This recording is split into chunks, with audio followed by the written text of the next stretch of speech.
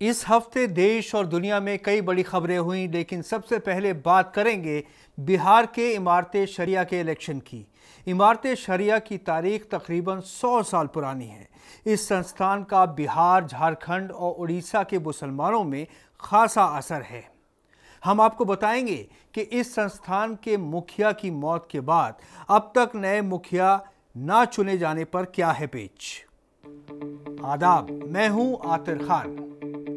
इस हफ्ते की देश और दुनिया की बड़ी खबरें लेकर हम हाजिर हैं। आइए सुनते हैं हेडलाइंस। इमारत शरिया के नए अमीर चुने जाने पर हुई सियासत। ज़ोमैटो बनी 1 लाख करोड़ रुपए की कंपनी। ब्लिंकन ने कहा भारत अमेरिका के रिश्ते हैं एक मिसाल। कश्मीर पर बयानबाजी से बुरे फंसे इमरान खान। विंटेज कारों को इलेक्ट्रिक कार बनाने की अनोखी कोशिश। अब खबरें तफसील से। पटना के फुलवारी शरीफ में इमारत शरिया एक मजहबी और फलाही संस्थान है। इसका वजूद 26 जून 1921 को अमल में आया था और तकरीबन एक सदी में इसके 7 अमीर शरीयत और 7 नायबीन नामजद होते चले आए हैं। आज ये तंजीम बिहार के अलावा झारखंड और उड़ीसा तक फैल चुकी है और इन सूबों के ज़्यादातर मुसलमान इस तंजीम को मज़हब के मामले में अपना रहनुमा मानते हैं और अपने दीनी, मिली और सियासी मसाइल इसके परचम तले हल करते रहे हैं। आज से 100 साल पहले इसके पहले अमीर शरीयत मौलाना अबुल मुहासिम चाहते थे कि इसके झंडे तले मुसलमान जुड़े। पिछले एक सदी में इसके जिम्मेदारों ने बिहार, झारखंड और उड़ीसा में अस्पताल, कॉलेज और इस्लामी अदालतें खोली जो आज भी चल रही हैं, लेकिन उन अदालतों की कोई कानूनी हैसियत नहीं है। अभी तक अमीर शरीयत के इलेक्शन सूरा के इत्तेफाक राय से होते रहे हैं, लेकिन 3 जुलाई को मौजूदा अमीर शरीयत मौलाना वली रहमानी के इंतकाल को 3 महीने पूरे हो चुके हैं और इत्तेफाक राय से अभी तक नए अमीर शरीयत का चुनाव नहीं हो सका है। जबकि इससे पहले अमीर शरीयत का इंतखाब सूरा आम राय से करती रही है, लेकिन किसी सूरत में आम राय ना होने पर बाकायदा इलेक्शन के लिए 8 अगस्त की तारीख मुकर्रर की गई थी। लेकिन फ़िलहाल इलेक्शन टाल दिए गए हैं क्योंकि जमात के हमदर्द और बुज़ुर्ग मेंबरान चाहते हैं कि इत्तेफाक राय की रिवायत ही रखी जाए। मुफ्ती सुहेल अहमद कासमी ने मौजूदा चुनाव अमल अमीर शरीयत के लिए 151 तजवीज़ों को गैर इस्लामी यानी शरीयत के ख़िलाफ़ बताया है। मुफ्ती सुहेल ने यह फतवा दरभंगा के जमालपुर के बाशिंदे मोहम्मद नेमतुल्लाह कासमी के सवाल पर जारी किया है। इस फतवे के बाद चुनाव कराने वाली 10 मेंबरी कमेटी में खलबली मच गई है। एक और बड़े आलिम खालिद सैफुल्लाह की हिमायत में भी एक दूसरा ग्रुप एक्टिव दिखाई देता है। इस गैर सियासी जमात में भी सियासत दाखिल हो चुकी है। ये सोचने वाली बात है कि इस तरह की तंजीम में सियासत आनी अच्छी बात है या नहीं। फूड डिलीवरी करने वाली एक छोटा सा स्टार्टअप ज़ोमैटो आज एक बड़ी कंपनी में तब्दील हो चुका है और आपको ये जानकर हैरत होगी कि इस कंपनी की वैल्यू 1 लाख करोड़ रुपए आकी जा रही है। हाल ही में ये कंपनी शेयर मार्केट में भी दाखिल हुई है। इस कंपनी को कायम करने का आइडिया दीपेंद्र गोयल और पंकज चड्ढा का था। उन्होंने लोगों की ज़रूरत को समझा और बना बनाए खाना सप्लाई करने वाली एक फूड डिलीवरी कंपनी। उनके पास ना तो दौलत थी और ना ही कुछ ख़ास तालीम, लेकिन आज उनकी कंपनी एक मिसाल बन गई है। ऐसा ही सबक हमें बायजूस कंपनी से मिलता है। आजकल युवा स्टार्टअप से बहुत कुछ हासिल कर सकते हैं। वो अपने रोज़गार के लिए अपनी पसंद का काम भी कर सकते हैं। सरकार ने भी स्टार्टअप्स को प्रमोट करने के लिए कई स्कीमें लॉन्च की हैं, लेकिन हर कदम शुरू करने के लिए एक अच्छी नीयत और इरादे की ज़रूरत होती है। अमेरिका के फॉरेन सेक्रेटरी एंटनी ब्लिंकन कुछ रोज़ पहले हिंदुस्तान के दौरे पर थे। बाइडेन की सरकार आने के बाद उनका ये दुनिया में पहला दौरा था। अपने दौरे में उन्होंने PM Narendra Modi, minister of external affairs S Jaishankar और national security adviser Ajit Doval के साथ कई मामलों पर बातचीत की। उन्होंने साफ कहा कि उनके यहाँ आने का मकसद भारत के साथ अमेरिका की साझेदारी को मजबूत करना पहली और अहम तरजीह है।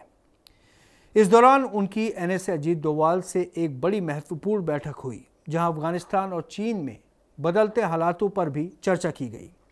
हिंदुस्तानी ओहदेदारों से बातचीत के बाद ब्लिंकन ने कहा कि डेमोक्रेसी में आज़ादी बरकरार रखना एक ऐसा काम है जिसका दोनों देशों को सामना करना पड़ रहा है और कई बार इसकी तकलीफ देने वाली शक्ल भी हमारे सामने आती है, लेकिन हम दोस्त मुल्कों की तरह इन पर सलाह मशवरा करते रहेंगे और एक दूसरे के तजुर्बे से फ़ायदा उठाते रहे हैं और उठाते रहेंगे और हम दोनों ही देश अपनी जनता की आज़ादी और बराबरी काफ़ी संजीदगी से लेते हैं।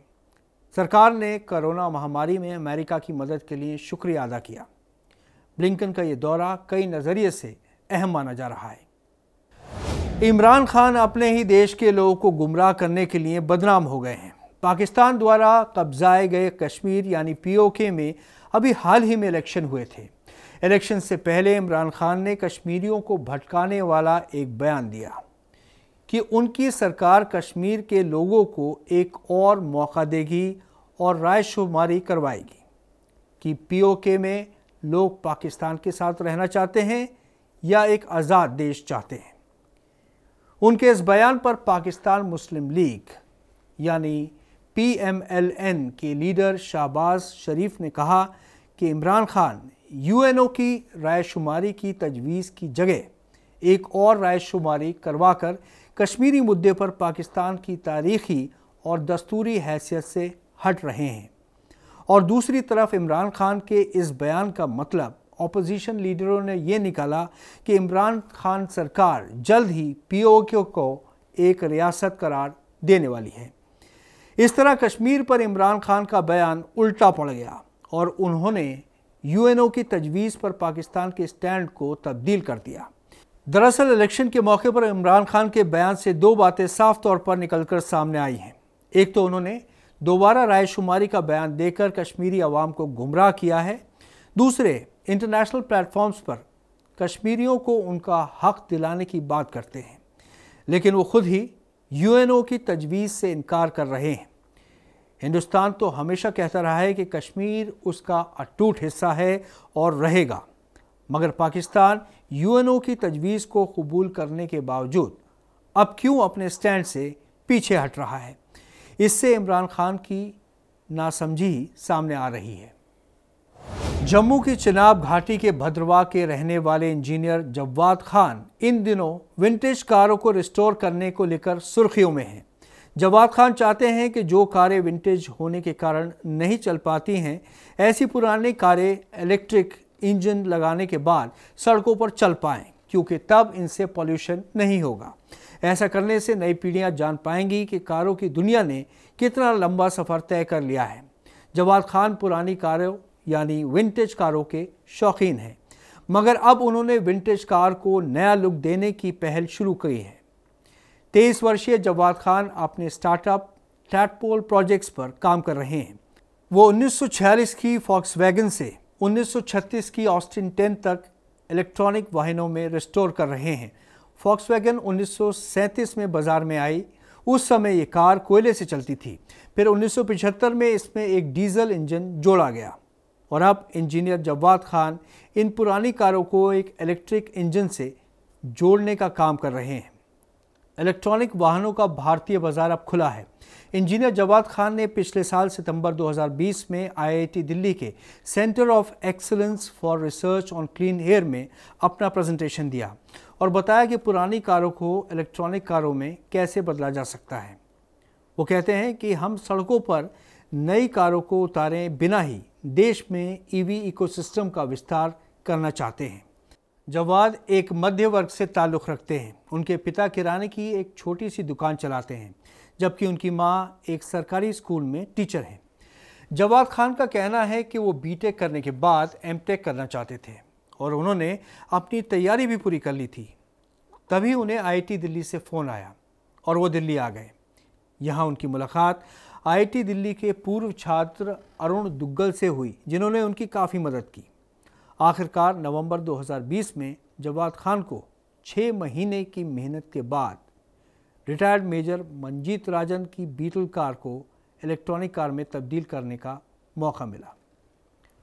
वो कहते हैं कि लोग सड़कों पर पुरानी कारों को देखकर हैरत में पड़ जाते हैं। हालांकि इस नई तजवीज़ में बैटरी का बैकअप 80 किलोमीटर प्रति घंटा है। वो इसे बदलना चाहते हैं। ख़रीदार ऐसी मोटर चाहते हैं जो एक बार चार्ज करने पर कम से कम 200 से 300 किलोमीटर तक चल सके। जवाद खान को अब तक 30 कारों के ऑर्डर मिल चुके हैं जिन पर वो काम कर रहे हैं। हम जवाद खान की और कामयाबी के लिए दुआ करते हैं। इस हफ्ते इतना ही।